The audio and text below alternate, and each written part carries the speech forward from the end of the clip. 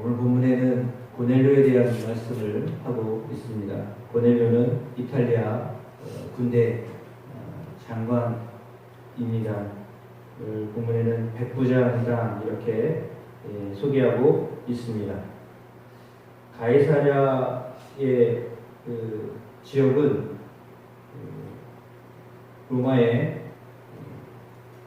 직접적인 통치를 받았던 장소이고 또한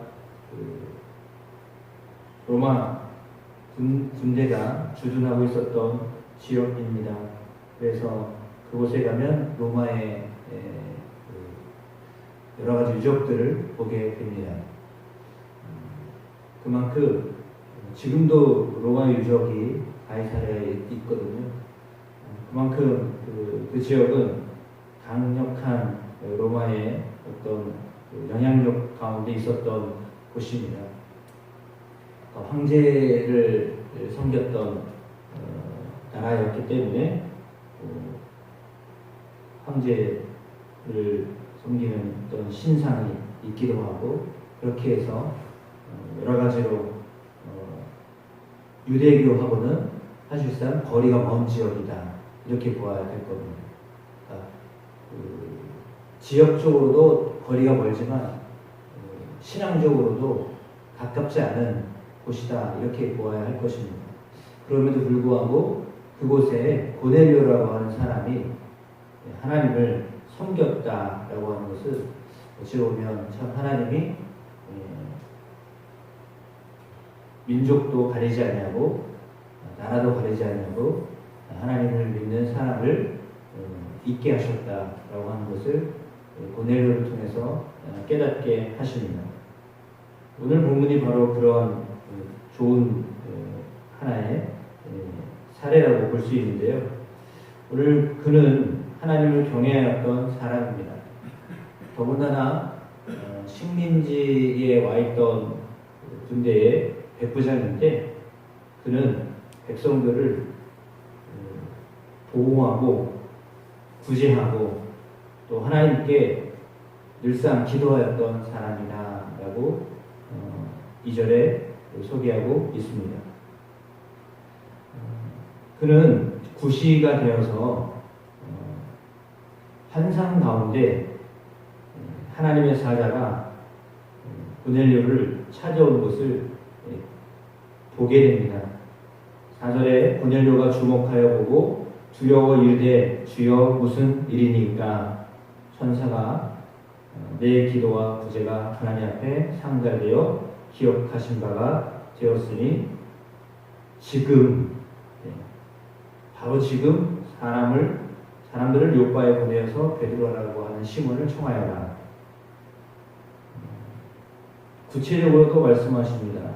그는 무두장의 시몬의 집에 유숙하니 그 집은 해변가에 있다. 너무나 구체적으로 말씀하셨습니다. 천사를 통해서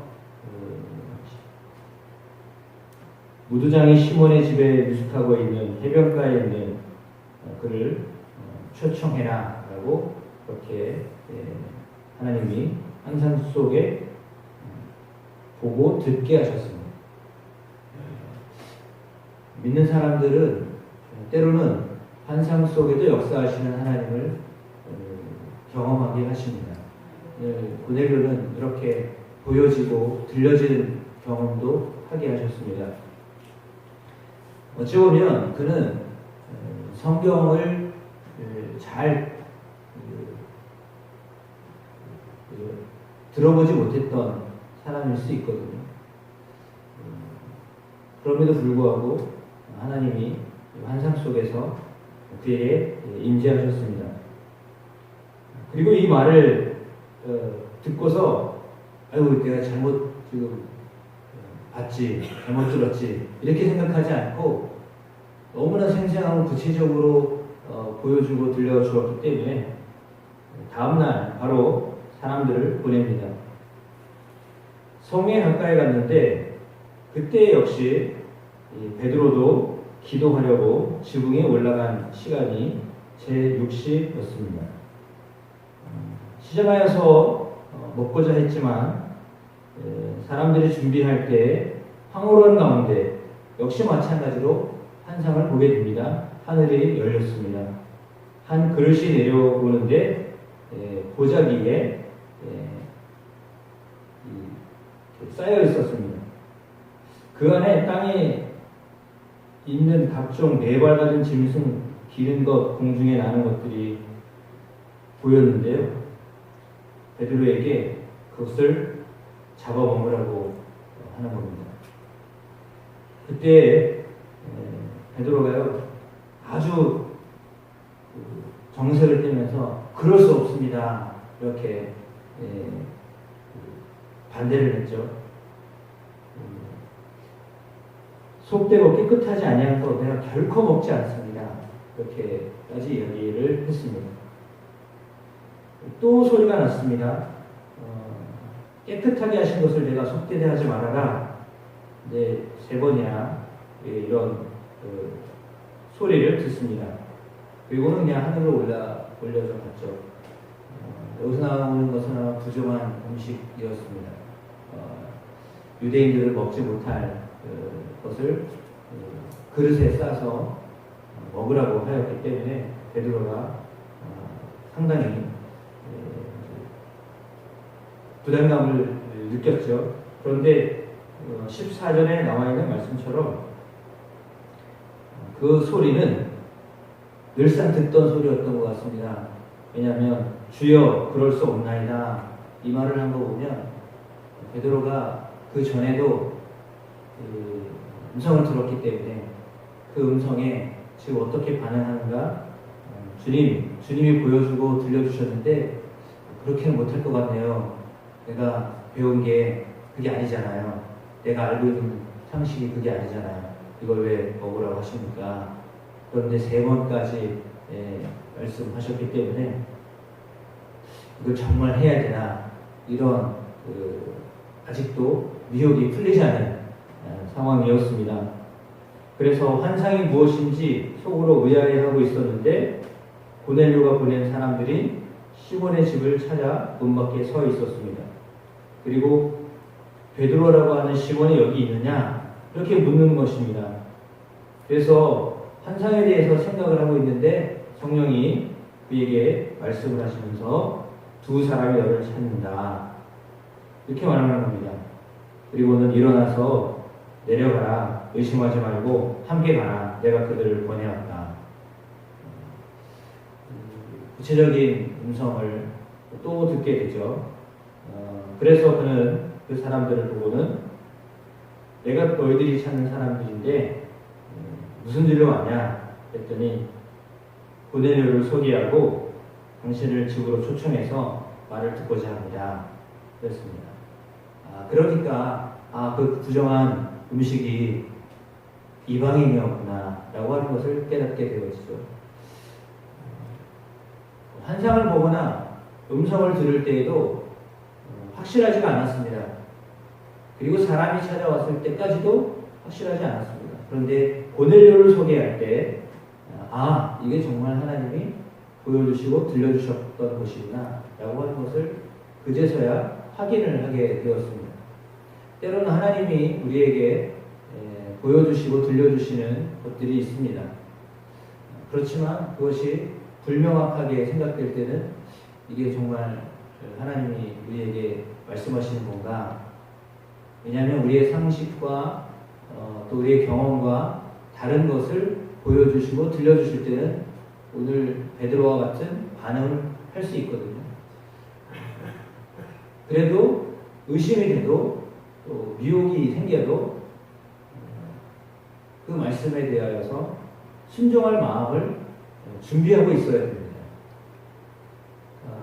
우리는 하나님이 어떻게 역사하실지를 모르기 때문에 내가 알고 있는 것과 내가 보았던 것들과 좀 다르게 아니면 많이 다르게 역사하실 수 있는 하나님을 향하여서 순종할 마음을 준비하고 있어야 됩니다.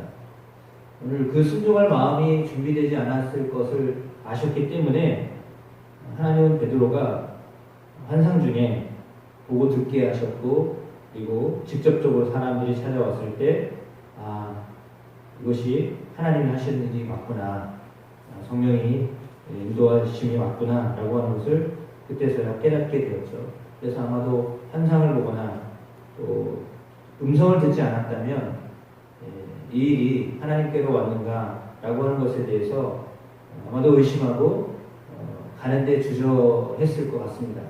그런데 오늘 본문은 직접 찾아오기도 했고 설명하기도 하고 보고 듣기도 하고 하였던, 그러니까 총체적으로 하나님이 입체적으로 베드로로 하여금 강권적으로 역사하셔서 가게 하셨다라고 하는 것을 우리가 알게 되는 거죠. 따라서 자발적으로 그가 하나님의 말씀을 전할 때도 있지만 이렇게 환경과 여러 가지 요소들을 통해서, 요인을 통해서 하나님의 말씀을 전하게 하실 때도 있습니다. 그러니까 이거는 어떻게 보면 하나님 몰아가시는 거죠. 이방인을 향한 하나님의 그 계획, 그들도 구원을 받아야 될 대상자이다라고 하는 것을 사도들이 깨닫게 하시려고 유대인들만을 향하여서 관심을 가지고 있었던 사람들이었잖아요. 그것은 베드로뿐만이 아닙니다. 사실은 바울도 역시 마찬가지입니다. 바울 안에 늘 맺혔던 게 뭡니까?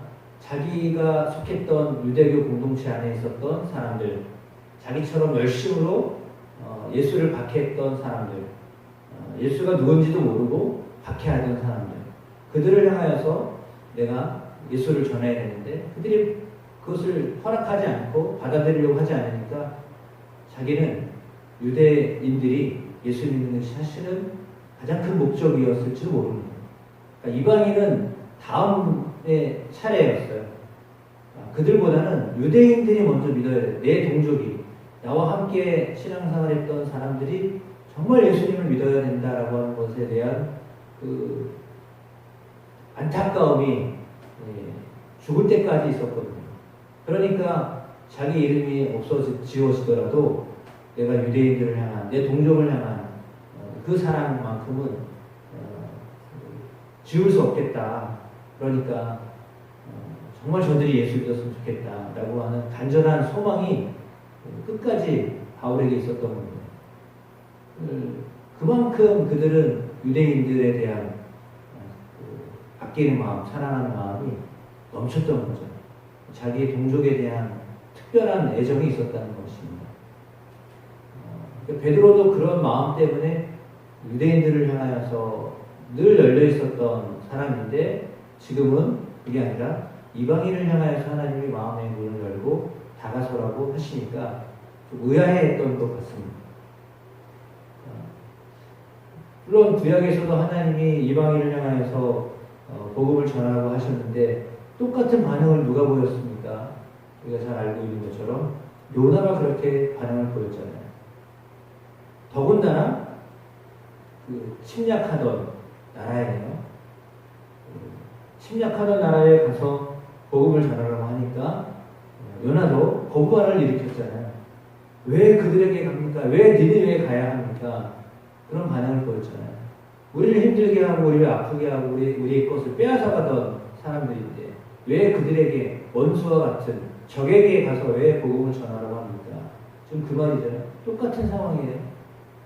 베드로도 어찌 보면 통치하러 왔던 유대인들을 정말 힘들게 하고 어렵게 하고 빼앗아갔던 그 사람들을 향하여서 복음을 전하는 거니까 이것이 기본적으로 벌써 거부 반응이 일어나는 일들이었어요. 순종하기가 어려웠던 일이었습니다. 그런데 그럼에도 불구하고 성령이 그를 그렇게 이끌어 가셨죠. 이 사건은 초대 교회에 상당한 전환점을 보여주는 사건입니다. 어쩌면 사울이 다메섹에서 변화받았다라고 하는 사건보다 더 놀라운 사건입니다. 그러니까 유대 공동체 안에 특별히 유대교 안에서 있었거든요. 그러니까 처음에는 기독교가 달리 있지 않았어요. 유대교 안에 새로운 공동체로 있었는데 그 공동체 안에서 벗어나야 되는 상황이 된 거죠. 지금 이제 분가를 해야 될 상황인데 계속 그 안에 머물고자 하니까 하나님이 강제로 분가를 시키신 거예요. 유대교 안에만 있지 말고 이제 기독교라고 하는 새로운 공동체 안에서 복음을 더 원활하게 또 활기차게 생명력 있게 전해야 된다라고 하는 사인이셨습니다. 그러니까 너희가 그 안에 머물지 말고 새로운 공동체 안에서 이제 전혀 이제 다른 길을 가야 되는 기점이 놓였던 것입니다. 유대인들을 향한 마음에서 이제는 유대인들과 이방인들을 향하여서 그들의 마음의 문이 활짝 열려서 새로운 그 지표를 만들어야 되는 상황이 된 거죠. 그 상황에 하나님은 환상 가운데 또 성령의 음성으로 천사들을 통해서 역사하셨습니다. 이와 같은 영적인 변화들, 성숙함을 또 확장을 일으키셨던 하나님이 이제는 당연히 우리뿐만 아니라 다른 여타의 민족에게도 나라에게도 부족에게도 사람들에게도 말씀을 전해야 된다라고 하는 것을 가르쳐 주셨는데 그때는 이것이 너무나 획기적인 사건이었기 때문에 놀라웠던 것 같습니다. 지금 우리가 당연시 여기는 일이지만 그 당시에는 당연한 것이 아니었고 베드로도 그렇게 놀라웠던 경우인데 사실은 어떻게 보면 흔쾌하게 갖기보다는 하나님이 하라고 하시니까 그냥 반강제적으로 갔을 것입니다. 그럼에도 불구하고 하나님은 그곳에서 놀라운 일들을 이루셨다라고 하는 것입니다. 하나님의 이 역사가 또 우리의 삶에도 일어나게 하실 줄로 믿습니다. 그래서 이렇게 경계를 허물었던 하나님의 역사하심이 우리의 삶에도 일어나게 하실 줄로 믿습니다. 따라서 우리는 복음을 전하거나 사람을 만나거나 할 때 어떤 경계 그것을 또 허물 수 있는 은혜가 있게 되시길 축복하고 그 가운데 하나님의 사랑을 전하게 되는 역사가 있게 되기를 주의 이름으로 축복합니다. 기도하겠습니다. 주님은 오늘 우리에게 너희가 구분하고 있는 민족의 구분을 허물고 이방인들을 향하여서도 말씀을 전해야 한다라고 하는 것을 깨닫게 하십니다. 지역이라고 하는 그리고 민족이라고 하는 경계를 허물고 이제는 이방인을 향하여 복음을 전해야 된다는 것을 깨닫게 하셨던 놀라운 사건입니다. 어쩌면 우리가 우리의 교제의 관계에 있어도 사람의 폭을 넓히고 공간의 폭을 넓히고 지역의 폭을 넓혀서 하나님의 말씀을 전하고 교제할 것을 말씀하고 있는 것입니다. 오늘 하나님의 역사하심을 바라보면서 또 우리의 삶에도 이와 같은 대전환점이 생겨날 수 있도록 도와주옵소서, 인도하여 주옵소서.